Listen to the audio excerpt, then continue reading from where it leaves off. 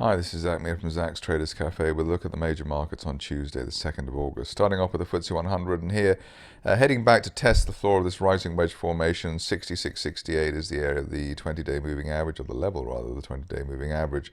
While above that on an end-of-day close basis, and we're still looking for the upside and a possible target towards 7,000. Below that, and we start to figure out whether this market will actually head back towards 64.21, which is the old April, or rather 64.27, which is the old April resistance.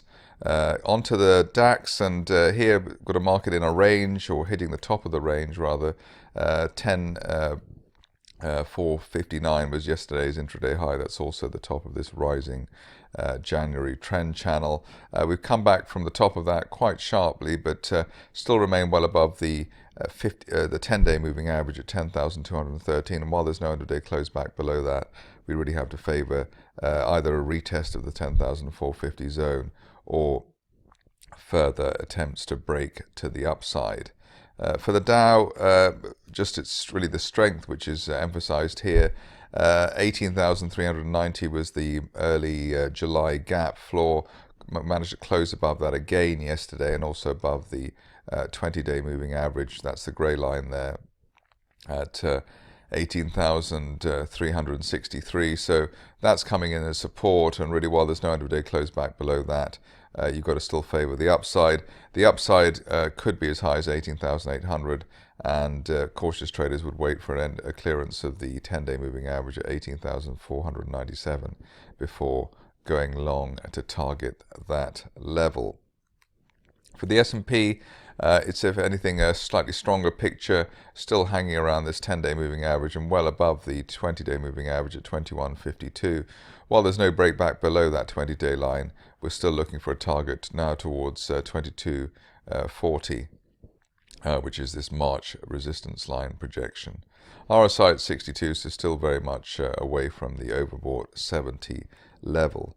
On to the Nasdaq, and this is still relentless rather in its progress higher. This very narrow rising trend channel from the end of last month.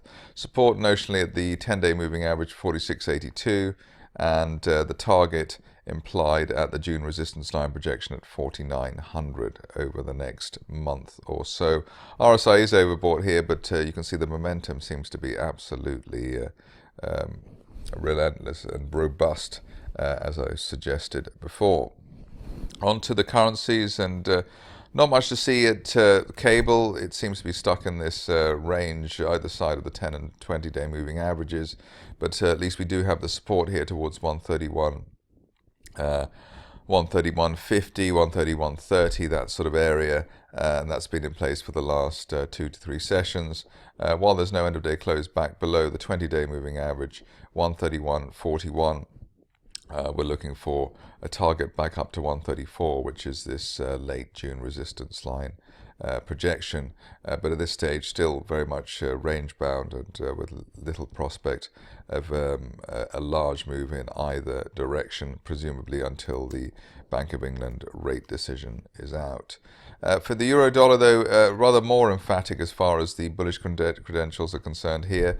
This looks like a bull flag above the 50-day moving average at 111.54, so this could actually be quite strong. We've got all the near-term moving averages now rising, whether they're rising sharply or otherwise. Golden cross between the 10 and 20-day moving averages. So this could be enough to head back up to 114, which is the top of the recent range. End of day close above 112 should resolve the mystery for this market.